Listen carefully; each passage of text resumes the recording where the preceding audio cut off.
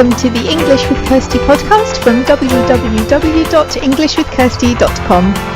Here I'll be sharing with you tips, information and other learning resources so that you can improve your business English.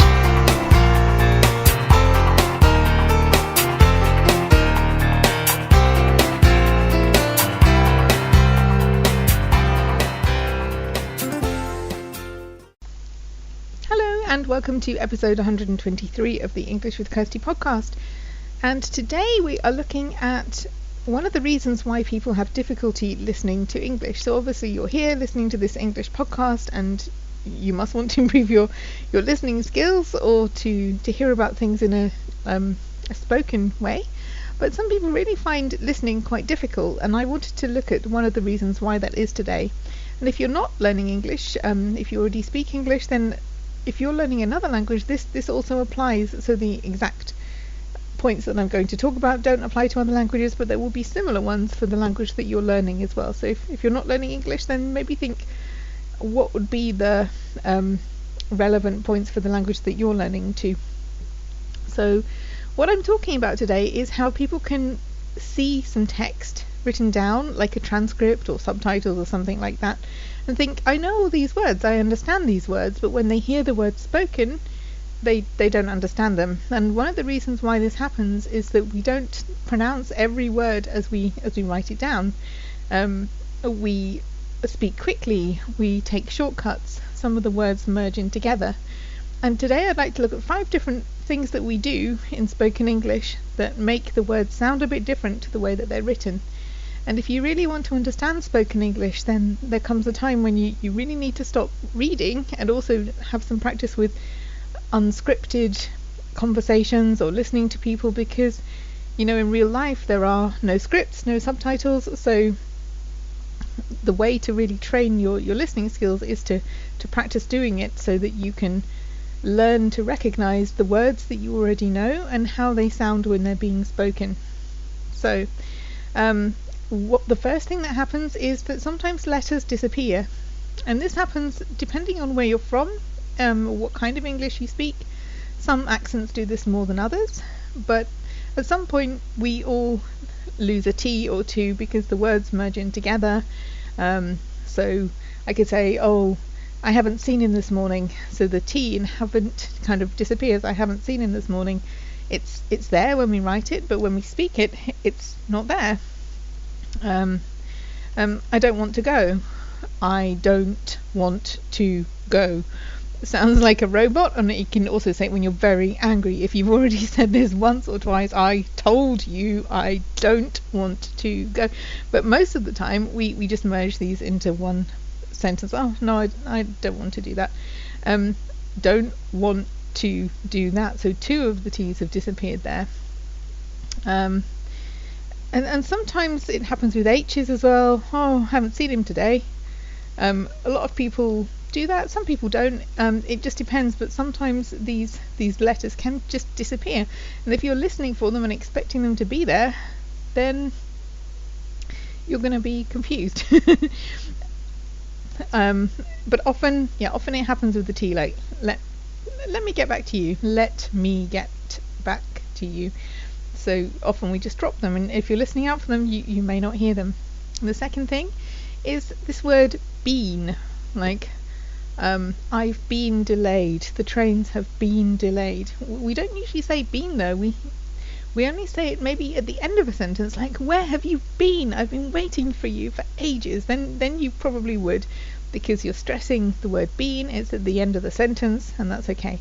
But if it's in the middle of a sentence, normally it's just, oh, I've been delayed, so I'll be with you shortly. I've been delayed. It sounds like I've been delayed. It is been, but the sound gets shortened, so it sounds like bin, where you put the rubbish. I've been delayed. But when we have a word like that, then we do sometimes shorten it. Yeah, there's been a problem with the trains. What I've really said is there has been a problem with the trains, but this been becomes shorter. Sometimes we lose sounds because they're next to the same sound. So the thing that I said a couple of minutes ago, a problem with the trains. It's like with the trains. It's not a problem with the trains, because otherwise you sound a bit like a robot. We merge them if it's the same sound. I don't agree with this, it's really with and this, but we sometimes merge them because these letters combinations are the same and they're next to each other, and to say each one individually would be quite difficult and it wouldn't flow very well. So sometimes if you have two th sounds together, then they merge with this, with the trains. And sometimes when we spoke about missing letters, the D goes as well. So, and I'll tell you about it tomorrow, and I'll tell you about it tomorrow. The D should really be and I'll tell you about it tomorrow. And it depends how some people drop their D's and T's more than others. There's not a general rule. And if you're trying to speak clearly, you will do it less. Perhaps if you're speaking in front of a lot of people, you'll be more conscious of this because you'll be speaking more slowly. But when people are chatting to their colleagues or leaving an answer phone message or something like that, they're in a hurry a lot of the time, so they don't think about clearly pronouncing every word. And I think sometimes native speakers forget as well that they're talking to people for whom English isn't their native language, and you wouldn't want to completely change the way you speak because that could be a bit patronizing, but I think they certainly don't realize that they're making it difficult by not speaking clearly. So as well as the T that's lost, sometimes the D is lost as well. And sometimes we lose sounds, like vowel sounds. So if I can say something like, I'll see you tomorrow, see you tomorrow, you get the C and the Y sound for you, but it's not always see you tomorrow. It's see you tomorrow, see you tomorrow, see you later, see you later.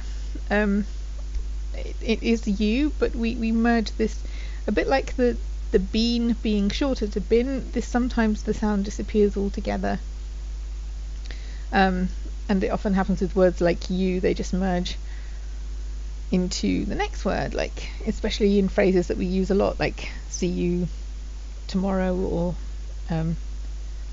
something like that. It doesn't generally happen when the word you is at the end. If you're like thank you, we do pronounce it because you don't tend to do it with words at the end of the sentence. As with been, if it was where have you been, you don't lose the E sound there. If the U is at the end of the sentence, then we don't tend to lose the sound, but if it's squished in between other words, then sometimes it gets lost.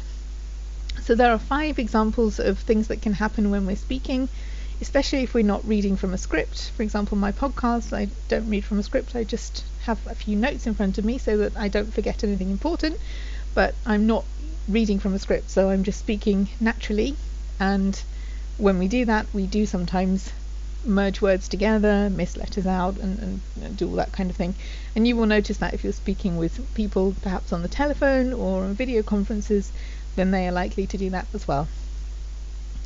So if next time you're listening to something, maybe try and listen out for these 5 things happening, and then it will be easier for you to recognize the words that you already know because you're expecting them to be pronounced slightly differently. Okay, I hope that helps. Have a good week and have fun learning English.